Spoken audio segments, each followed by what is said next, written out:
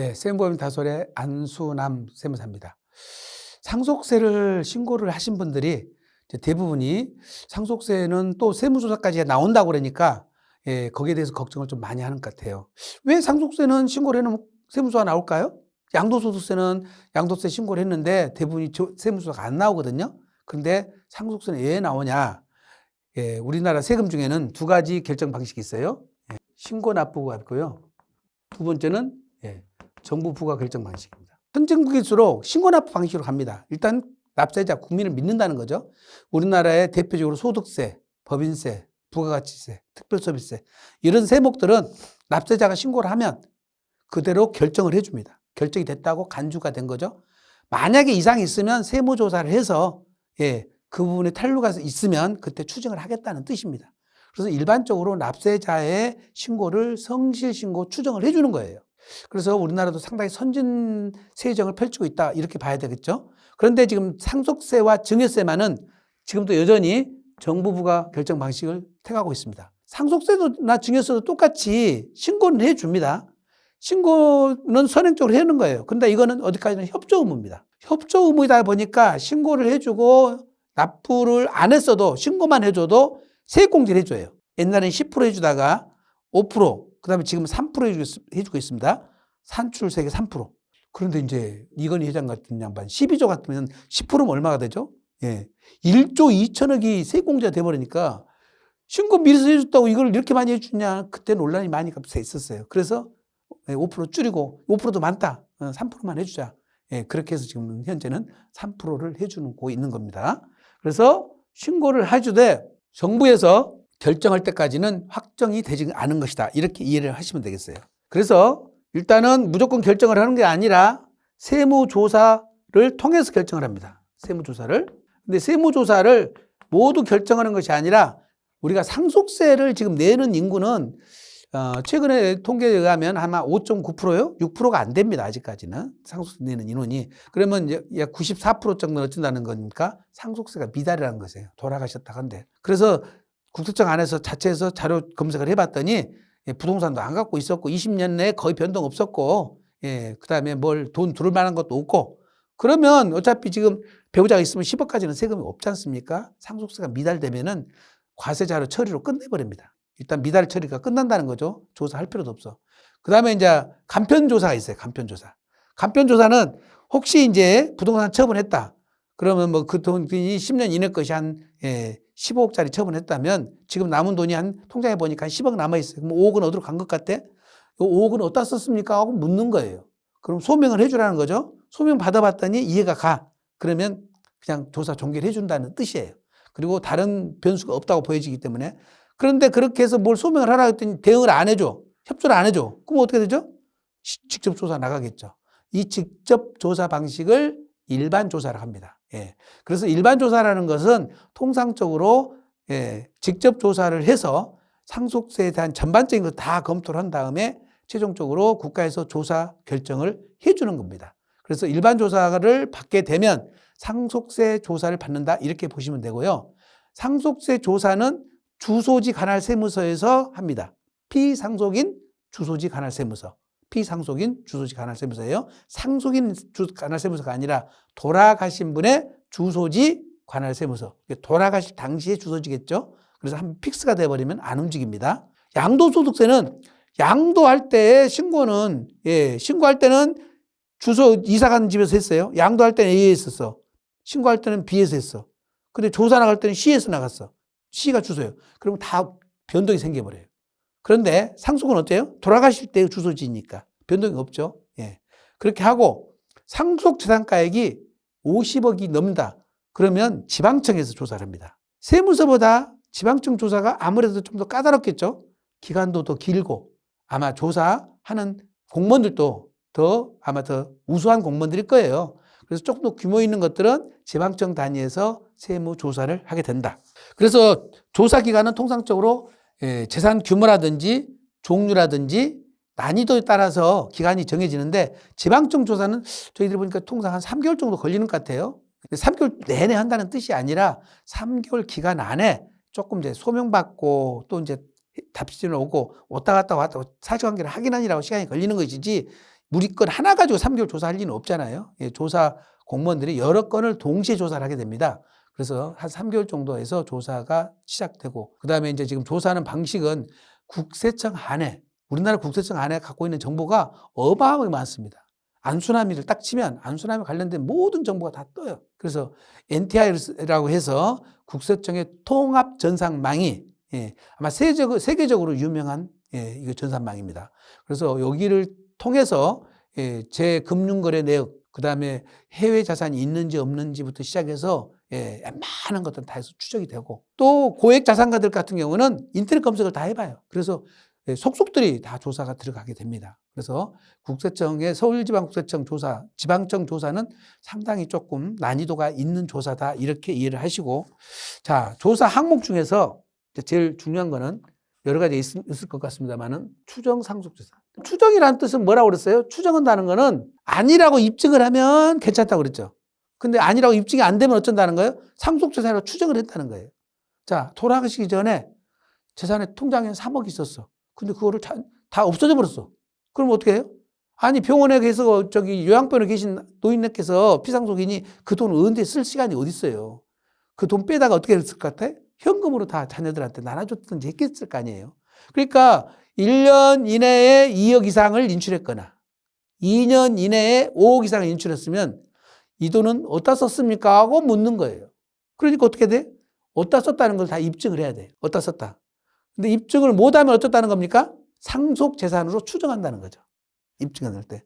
그러면 내가 자 4억을 빼왔는데 요거를 100% 다 입증하라는 뜻이요. 다라는 뜻은 아니에요.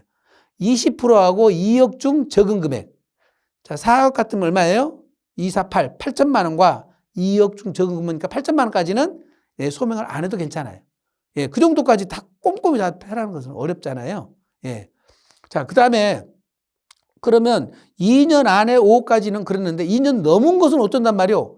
통상적으로 상속세 조사는 10년 된 계좌를 다 갖고 오라고 그래요. 10년치를 갖고 오라고 해서 계좌 거래 내역을 본인들이 또 이미 다 갖고 있습니다. 그걸 다 뽑아놨어요. 예. 상속이 개시되면 금융거래 내역을 피상속인 것, 또 어떤 자산가들은 상속인 것까지 다 뽑아놔요. 주요 계정을 다 뽑아서 양쪽으로 보는 겁니다. 아버지한테 인출된 돈이 피상속인한테 인출된 돈이 예를 들어서 수표로 인출됐으면 수표 추적하면 되죠. 계좌 이체를 했어. 계좌 이체를 했는데 가족 간의 계좌 이체가 됐어요. 그럼 다 이거 소명해 줘야 돼요. 왜 왔다 갔다 했는지를. 예. 그렇게 해서 계좌 이체된 금액들을 다 소명을 받아야 해야 되고, 그 다음에 제3자하고 거래를 했는데 일정 금액, 좀 규모 있는 금액들이겠죠? 보내진 금액이 있고 받은 금액이 있어요. 특히 받은 금액이 주목을 해요.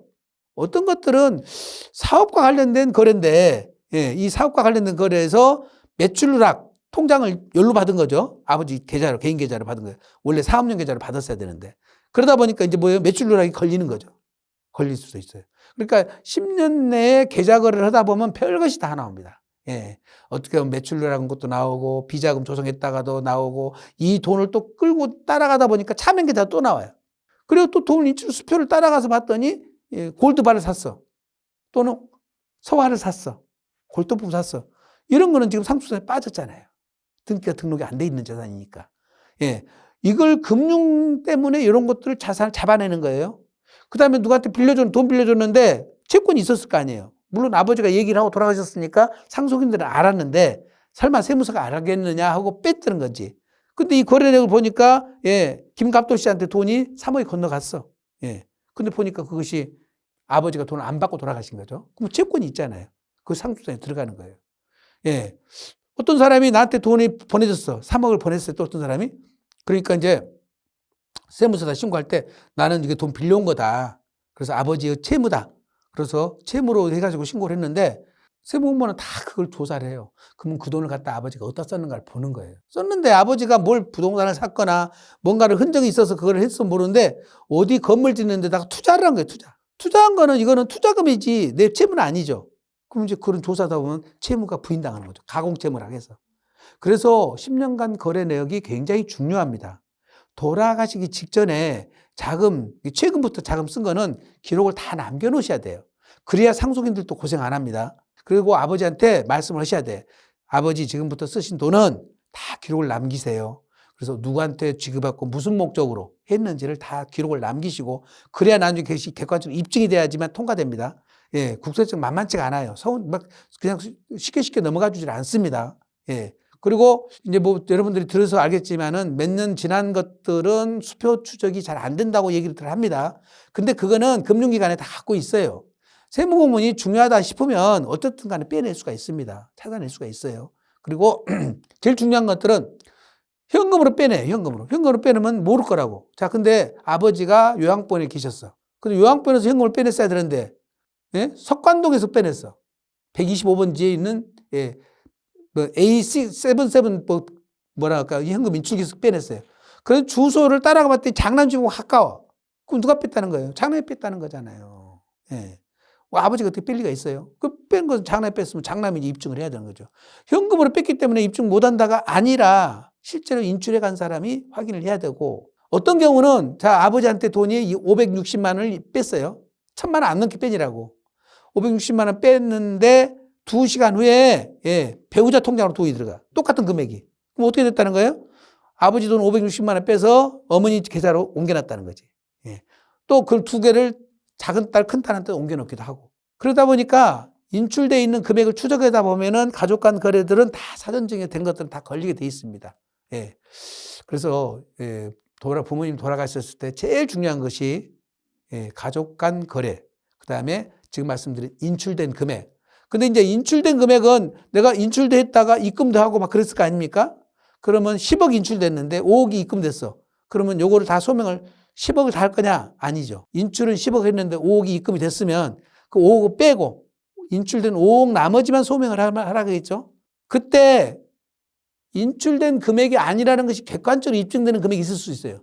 집을 팔았는데 그중에 3억이 들어왔어. 여기는 인출된 금액하고 상관없잖아요. 새로운 금액이죠. 그거는 소명을 다 해줘야 되죠. 더 중요한 거는 자, 내가 보증금 받았어요. 전세보증금. 전세보증금 7년 전에 받았어. 얼마를? 7억을 받았어. 그건 자기가 까맣게 기억을 안 하고 있는 거예요. 근데 7억 받아가지고 그 돈을 통장에 다 안 들어오고, 예, 작은 아들 전세그 자금으로 바로 나갔어. 그러면 국세청에서 뭐라고 그래요? 7년 전에 7억 전세자금 받은 돈 어디다 썼습니까? 이렇게 물어둔 거예요. 통장에는 안 들어왔지만. 왜? 지금 채무로 공제를 받았잖아요. 근데 발생된 시기가 7년 전이더라 이거지. 그러면 다시 그걸 소명을 받습니다.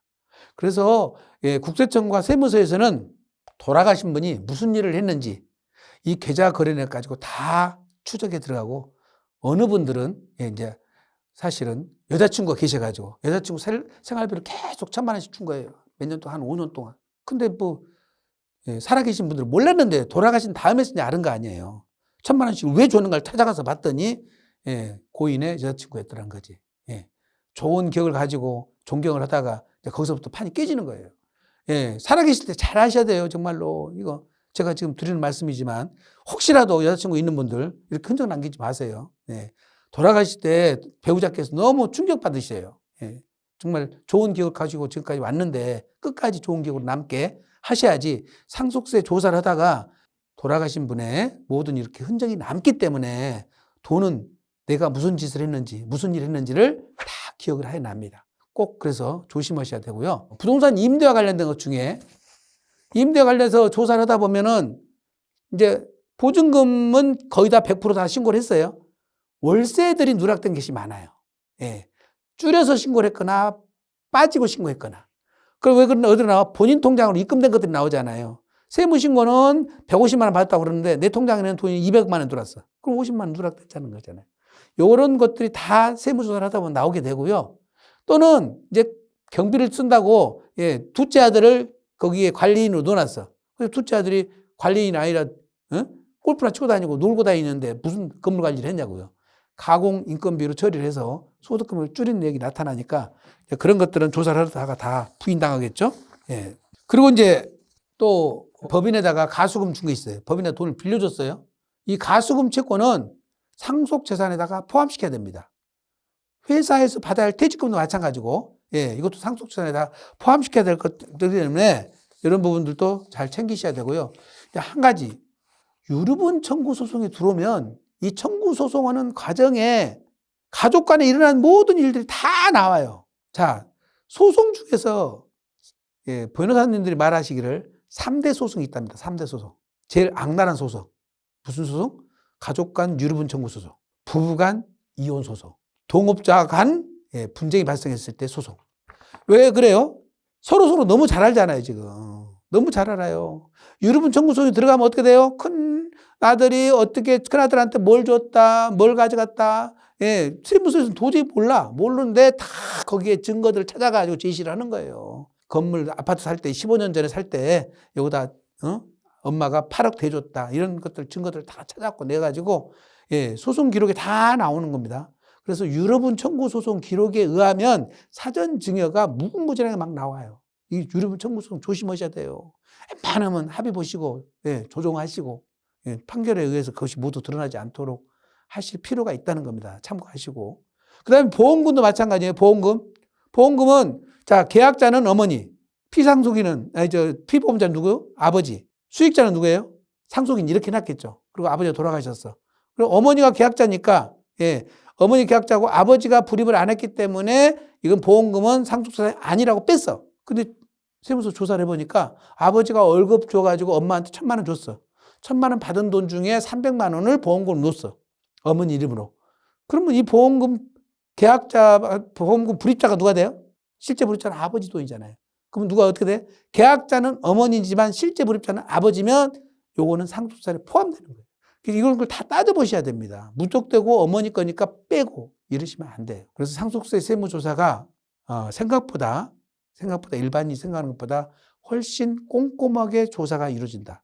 또 결국은 한 개인이 이제 평생 생을 마감하면서 세금도 전반적으로 종합정리를 이제 하는 거잖아요. 총정리를 해나가기 때문에 관련된 지금 보신 것처럼 그 살아생전에 쓰신 돈들에 대한 추적 문제. 제일 핵심은 뭐죠? 사전증여가 얼마나 이루어졌는지, 이 돈들 중에서 피상속인이 받을 돈들이 뭐 얼마가 있는지, 그 다음에 이게 나타나지 않은 상속재산을 뭘로 사놓고 누락시켰는지, 이런 부분들이 아무래도 집중적으로 하게 될 텐데요. 그런 부분들에 대해서 상속이 이루어지면은 아버지 거래통장을, 피상속인 거래통장을 다 거래 내역을 보시고 일별을 다 했어서 기억나시는 데까지 찾아내셔야 됩니다. 특히 가족 간 계좌이체한 것들은 사전증여가 혐의가 있는 것들은 빨리빨리 시인하시고 세금으로 내시고, 그래서 조사 공무원들 피곤하지 않게 만드는 것도 하나의 지혜입니다. 어쨌든 상속이 이루어지고 그다음에 그게 가족 간의 슬픔이 다 가시기도 전에 국세청은 오로지 세금에 대한 포커스를 맞춰서 꼬치꼬치 따져 들어가니까 상속인들 입장에서는 굉장히 힘듭니다, 이게. 그리고 아까처럼 피상속인이 부적절한 어떤 자금이 나갔다는 것들이 또 노출되니까 어머니 아실까봐 또 전전긍긍하고 가족 간에 또 여러 가지 문제가 불화가 또 발생하기도 합니다. 왜냐하면 돈 준 것들이 오빠는 하나도 안 가져갔다 했는데 오빠가 가져간 것도 나타나잖아요. 그러니까 다시 어떻게 보면 민낯이 다 드러나는 거죠. 가족 간에 민낯이 다 드러나다 보니까 진실하지 못한 부분들, 거짓말했던 부분들이 또 나타나니까 가족 간의 신뢰가 깨지는 거죠. 그래서 참 이 상속세 조사가 과연 이렇게 심하게 하는 것이 맞을까?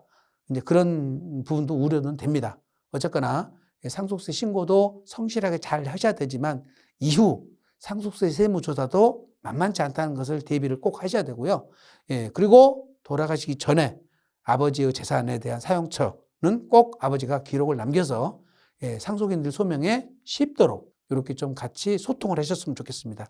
혹시 이 영상을 보고 계시는 아버지, 어머님 계신다면은 돈 꺼내서 쓰실 때 통장에다가 꼭 기록을 남기시고 아니면 일기를 꼭 써놓으세요. 내가 돈 얼마 꺼냈다, 누구한테 얼마 보냈는데 이것은 무슨 명목으로 보냈다, 갚을 돈이다, 빌려준 거다, 이런 것들 다 기록을 해놓으시면 아무래도 상속세 조사 받을 때 편할 겁니다. 어쨌든 저도 이제 이런 말 잘 안 해봤는데 오늘 강의가 도움이 되셨다면 좋아요, 구독, 알림 설정인가요? 그걸 좀 누르시고 댓글도 좀 남겨주시고 질문사항 있으시면 남겨주시면 제가 최대한 직접 답변을 드리도록 하겠습니다. 끝까지 시청해 주셔서 감사합니다.